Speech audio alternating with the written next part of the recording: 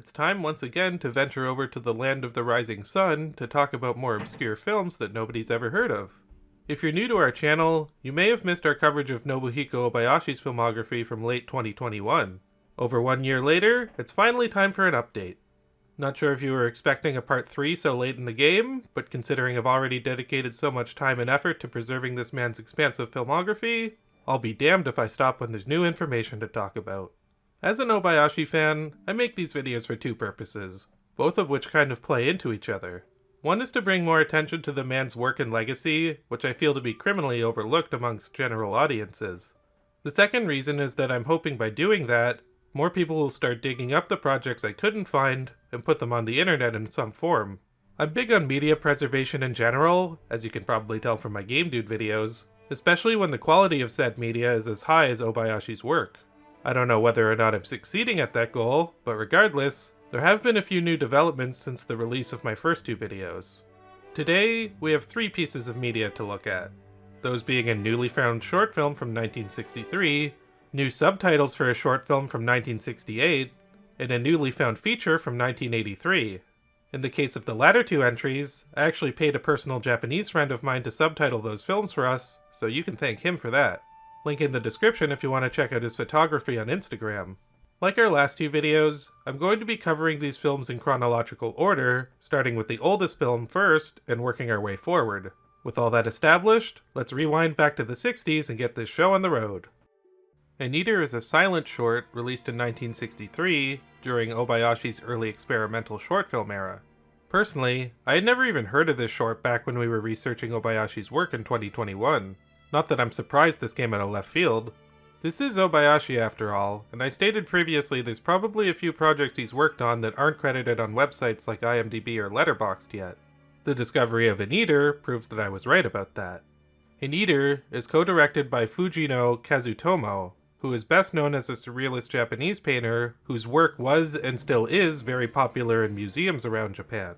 This is apparently his only film credit, and a lot of people seem to associate this short with Kazutomo more than Obayashi, which makes me believe that Kazutomo had primary creative control, but that's just speculation. Whether or not I'm right about that, Kazutomo's surrealist visual style unsurprisingly works well with Obayashi's surreal filmmaking techniques. The quote-unquote plot of An Eater follows a waitress at a restaurant who observes the customers while they eat. Sounds riveting, I know. At first, I thought this was going to be a film like Onomichi or Nakasendo, where it's mostly a visual piece and not really intended to tell a story. It even kind of starts out like an ASMR video, with a bunch of shots of people eating, along with distinct noises of them chewing. As the short progresses, we do finally get into darker undertones, which makes the prolonged scenes of eating at the beginning feel much more purposeful. The sound I just mentioned plays a huge part in that immersion. I love how the chewing gradually becomes louder and more obnoxious as the short continues. I also love how we initially hear the noises of a busy restaurant, which slowly transitions into dark, ominous music. After a few minutes of watching customers, the waitress feels sick and passes out, entering a surrealistic nightmare. She lies on an operating table as a chef discovers a face in her stomach. I won't reveal much of what happens next, but suffice to say, watching the film a second time with the context of the whole thing in mind made me appreciate the opening scene much more than I initially did. The ending of this short film is probably one of the craziest and most off-the-wall things Obayashi has ever put to film. That's really saying a lot when you think about it. The special effects and close-ups start off normal enough, but as the short progresses, they really make me not want to eat anything ever again. I'm surprised at how well An Eater manages to make the simple act of consuming food and turning it into something revolting. I applaud the short for that. It's one thing to show something really gross like blood, gore, feces, etc., and for that to get a reaction out of the audience, but it's even more impressive to show something which on the surface is so innocuous, and frame it in a way that makes you feel gross for watching it. By far the biggest takeaway from An Eater is one that really surprised me. One of the most famous scenes from Obayashi's house is a scene where an eyeball appears in one character's mouth. Turns out that iconic moment was actually a moment recreated from this short. That really blew my mind. I consider this to easily be among Obayashi's best early shorts, even if it was a co-directed effort. As experimental as it is, it does seem more cohesive than a lot of the other early experimental films. The movie is actually using the symbolism to make a point, along with experimenting with the filming techniques, which makes the whole thing come across as a lot more meaningful than other shorts around this time. I also really appreciate how well they are able to tell a compelling story with no dialogue. The imagery of the effects, acting, and camera work do all the talking here. It might even be possible that this entire short was the groundwork for House, given both the eye and the mouth scene, as well as the basic concept of cannibalism. Maybe if it weren't for this short, House wouldn't exist. Food for thought. Pun intended. The second short film we're talking about is Foreign Correspondent, Case of a Filmmaker. While I did cover this film in part 2 of my retrospective, I didn't have subtitles accessible to me at the time. Since the short was very dialogue heavy, this was a case where watching it without the subtitles definitely prevented me from getting the full experience of it, or even understanding what it was about. Now that there are subtitles, much like in Eater, I can say this ranks among my favorite early works of Obayashi. The opening credits reveal that this is a film Obayashi made when he was 30, and that it was found amongst his storage after Obayashi's death. The people who discovered it have no idea why it was kept hidden away for so long. The reason they released the footage was to see if they could find anyone else involved with the project, which is something I'm interested in finding out about myself.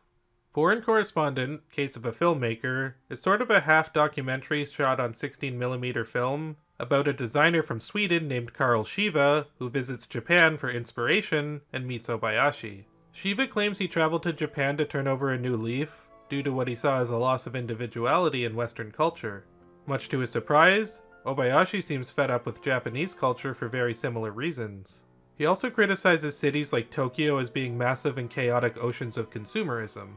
This perspective doesn't surprise me given how many of Obayashi's films are set in rural Japanese towns. You can really tell the type of environment that he preferred. Obayashi expressing his disdain for commercialism is kind of funny, considering after this short film, he was hired to be a television director at Dentsu for the following decade. That being said, Obayashi's actual films are about as far from commercial as humanly possible, so it doesn't shock me to hear him express this opinion. It really makes me appreciate the grind that Obayashi went through in order to get exactly to where he wanted to be as a filmmaker. It might sound like I'm digressing, but I actually think the context of Obayashi's career as a whole really plays well into the themes of this short. Maybe that makes it better that it was discovered after his death. This also might be the most of Obayashi's personal life we've seen on screen, as both his daughter and his wife appear in this film.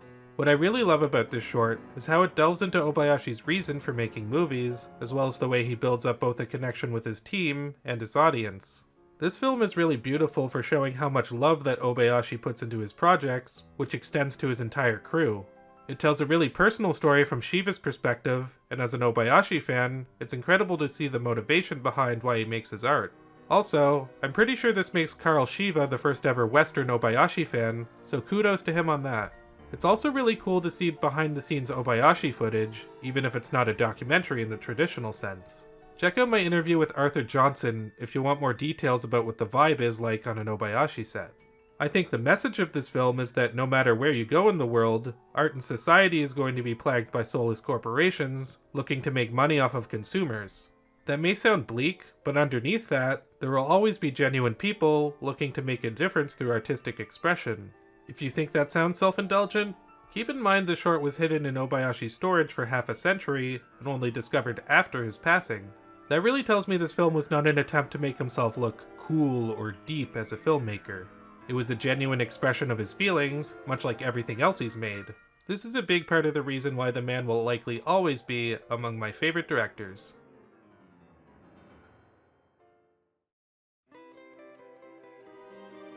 The Legend of the Cat Monster was another film that I did mention in part 2 of my Obayashi retrospective, although there I referred to it as The Legend of Rinako.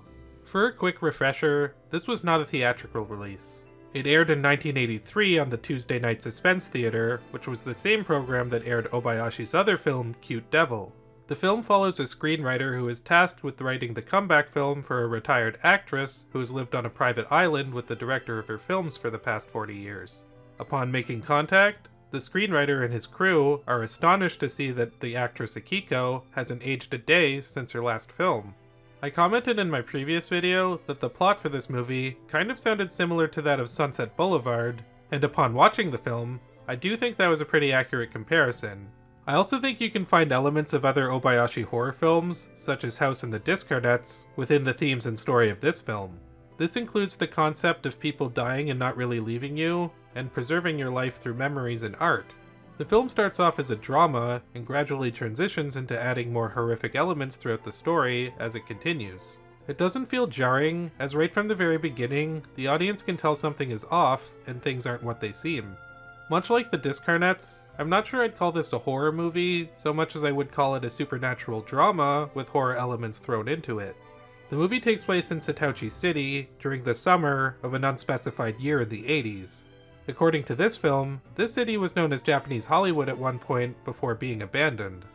I have researched Setouchi City, admittedly briefly, and while I can confirm that it is a real place, I can't seem to find any mention of it being known as Japanese Hollywood. Much like Obayashi's film The Deserted City, this seems to be a fictionalized account of a real town.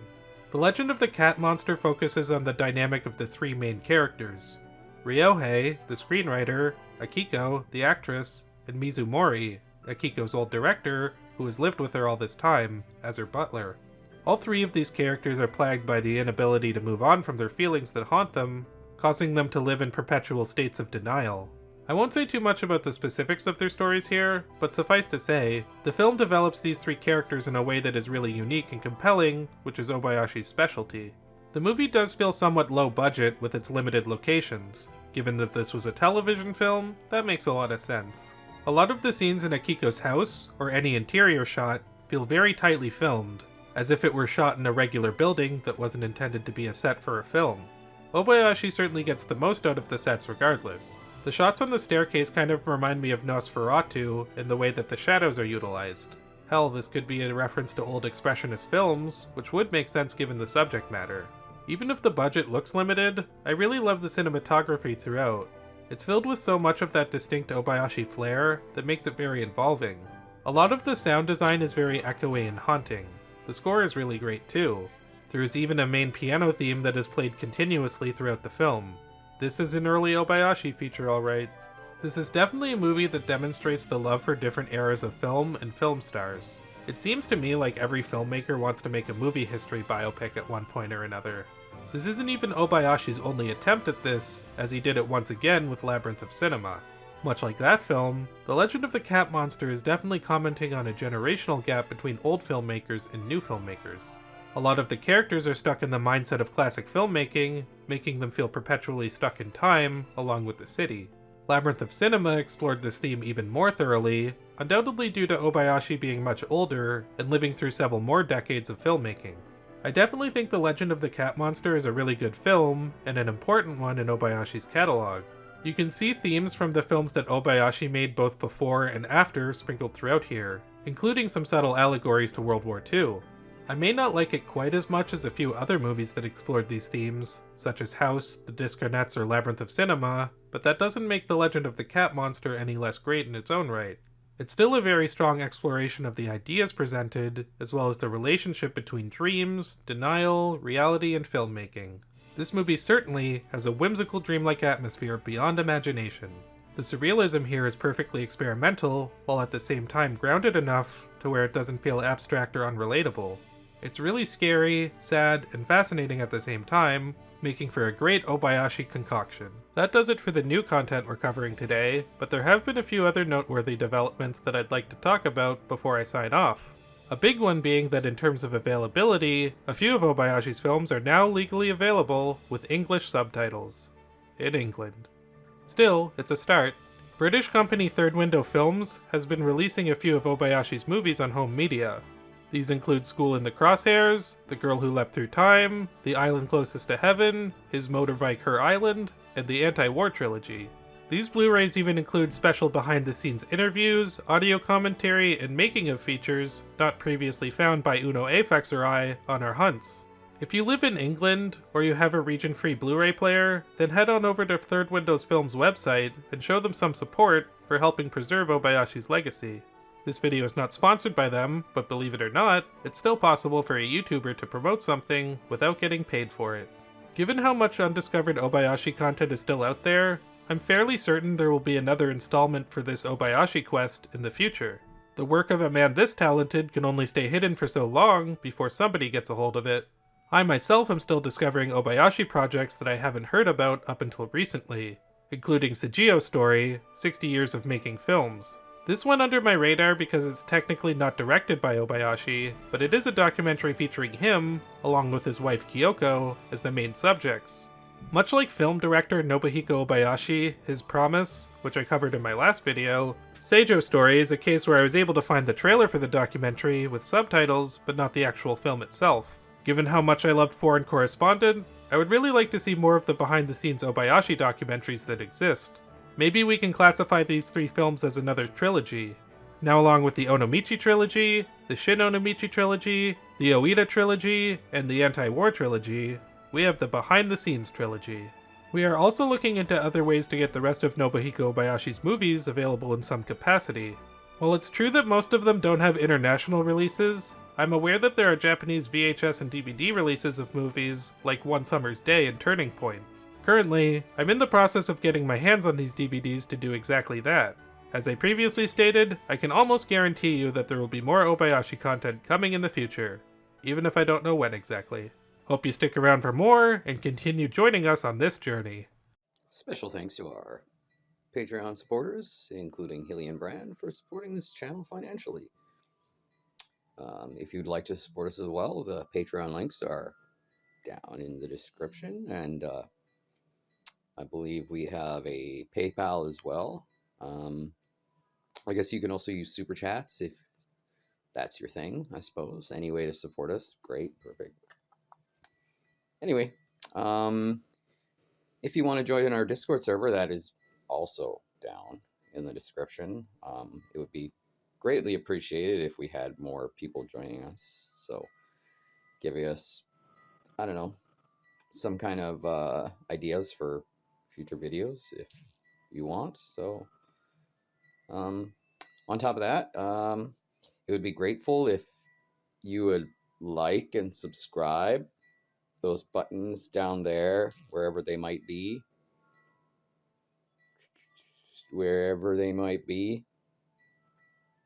And you have yourself a wonderful day.